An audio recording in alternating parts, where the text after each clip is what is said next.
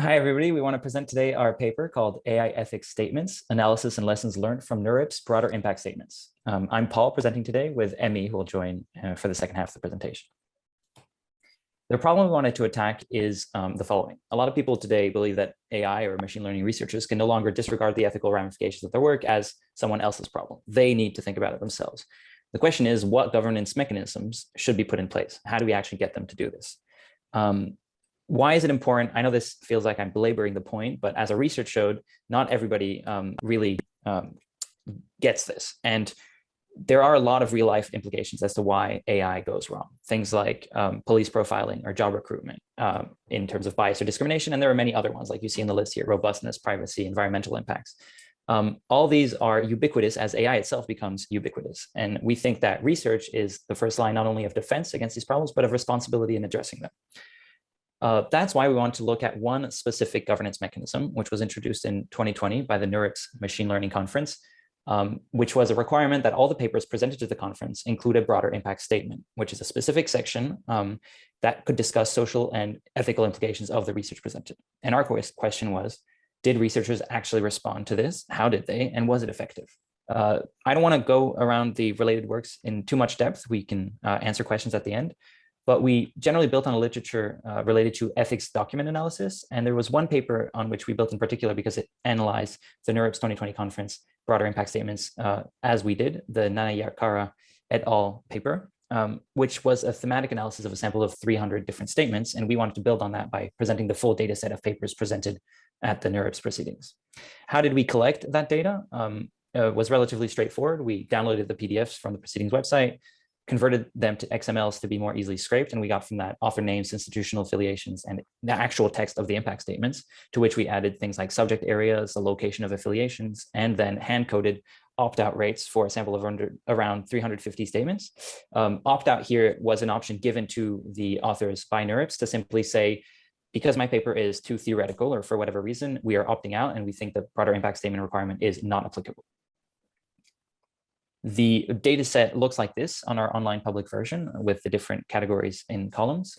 It's also available to download from the GitHub we put together for this, as well as some more information here, the other data sets we used, and a visual tool built on Flourish, which Emmie will present now. Over to you, Emmie. Thank you, Paul. Now I'll talk a little bit about our data analysis, which we divide into 4 categories: representation, engagement, themes, and valence.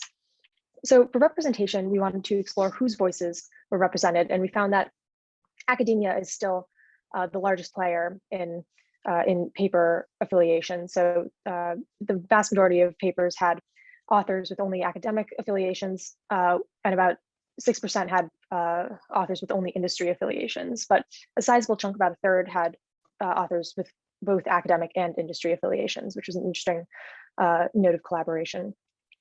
Despite the low industry-only representation, industry was still some of the largest institutions. So we see Google, Microsoft, Facebook, IBM contributed a lot of papers to the conference. In terms of geography, the US was very heavily represented, followed by China and the UK in terms of countries. And then in terms of continents, Europe and Asia each had about 30% of papers. Subject area tended to skew theoretical as defined by the 10 main categories that NeurIPS puts papers into. In terms of engagement, we measured engagement by opt-out rates and paper and impact statement length. So we found that despite some ambiguity, about 10% of papers opted out, which varied based on affiliation and geography, but mostly based on subject area. Despite this, 3/4 of theory authors still opted in, and they had the highest opt-out rate.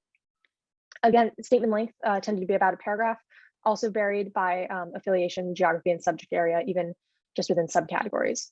So here we can see that academia tended to have a higher opt-out rate, although industry may suffer from a smaller sample size, and also that industry word counts tended to be higher than either mixed or academic papers.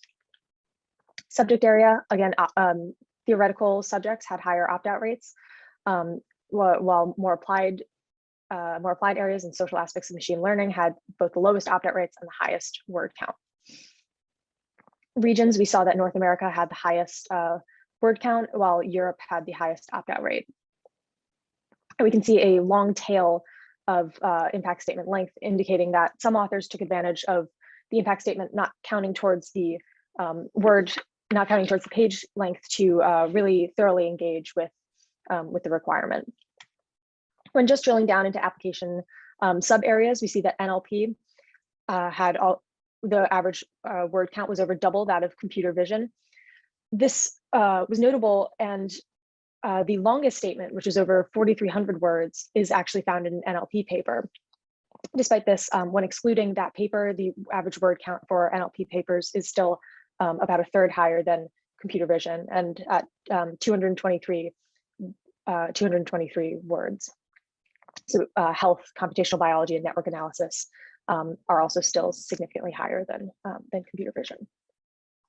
Thematically, we did a frequency analysis of terms and found that papers tended to focus on technical terms, but when looking just at social impact related terms, we saw a heavy focus on words like privacy, bias, robustness, fairness, and safety, which shows what researchers tend to focus on when writing their impact statements. And in terms of applications, medical, robotics, and decision making tended to be the heaviest focus for applications. For Valence, we found that authors tended to focus more heavily on positive impacts of their work. So we analyzed the frequency of synonyms for positive and strength versus negative and limitation, found that there were both more occurrences of synonyms for positive and strength, and in a higher proportion of statements than there were for negative and limitation. So what does this all mean? We wanted to analyze some of the, we wanted to reflect on some of the benefits and challenges of broader impact statement requirements. So based on the framing from Prunkle et al., we identified certain benefits of this requirement along the lines of reflection and awareness and coordination. So reflection, the majority of authors opted into writing an impact statement to some extent, even those in very theoretical categories. And the long tail showed that some authors engaged in a really thorough treatment of some of the issues that they had identified. And in terms of coordination, our work has identified what areas authors are focusing on, including bias, robustness, privacy, the environment. And there was also cross-discipline coordination. In a survey, about 16% of authors reported reaching out for outside support for writing their impact statement, which indicates that this requirement could encourage collaboration with areas like the social sciences. However, we also found some evidence of negative outcomes, including quality deficits and the trivialization of ethics. So quality deficits, there was a high variation in engagement measured by both length and opt-out rates. And in a survey, the vast majority of authors reported spending less than 2 hours, and about half spent less than 1 hour.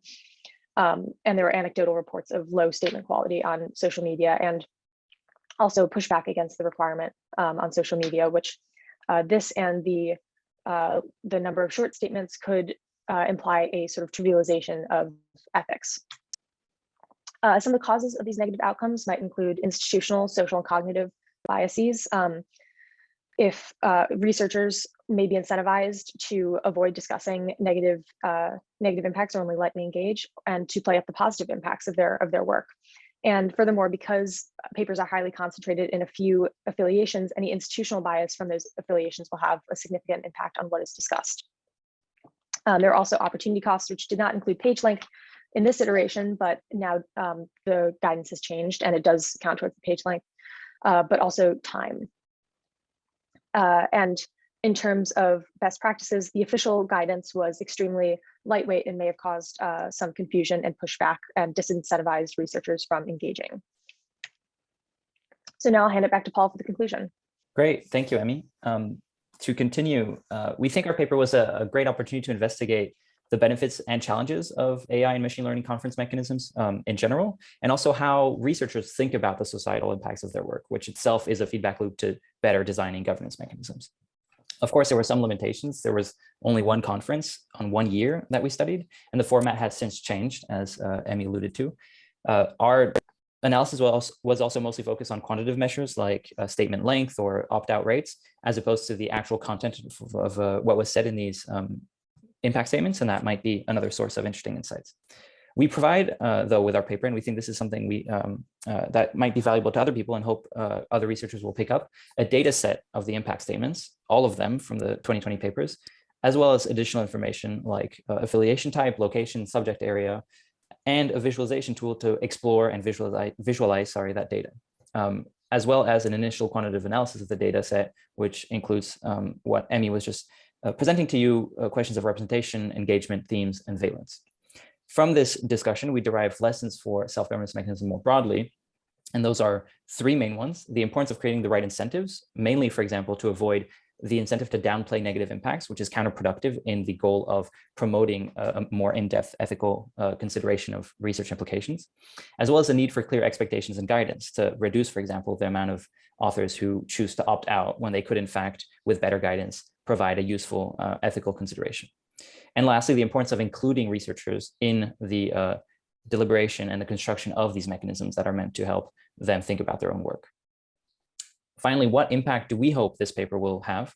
Of course, to lead to more ethical research in general, but that goes through three different approaches: to encourage, solidify, and equip researchers to engage with the ethical impacts of the research, to make a place for that reflection within their output, and for both conference organizers, like those of FACT, to take note of what has been happening and the research around it, and bring that into their own conferences, and also for individual researchers, even if their conferences or journals don't expect it, to engage with the implications of their work and how that can be best done.